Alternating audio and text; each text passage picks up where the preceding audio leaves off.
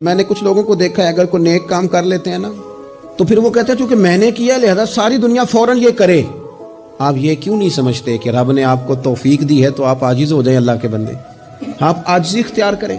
وہ کہتے ہیں چونکہ میں کرتا ہوں لہذا میں اب اتنا بڑا آدمی ہوں تو فلانے بندے تو ٹھیک ہی نہیں.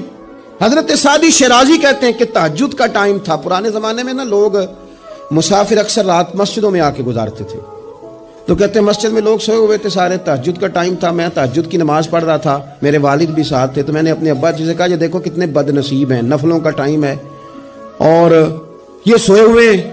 تو فرماتے ہیں میرے والد کہنے لگے کاش تو بھی سویا ہی رہتا, لوگوں کے کپڑے تو نہ پھاڑتا. او خدا کے بندے اگر تو نے پڑھی ہے تو تیرا اور رب کا رشتہ ہے, اس کی بنیاد پر تو دوسروں کو حقیر جاننے لگ گیا ہے. علم پڑھے دا مان نہ کریے ماتا کھی میں پڑھیا, او جبار کہار کہاوے متے روڑ دے میں دودھ کڑیا.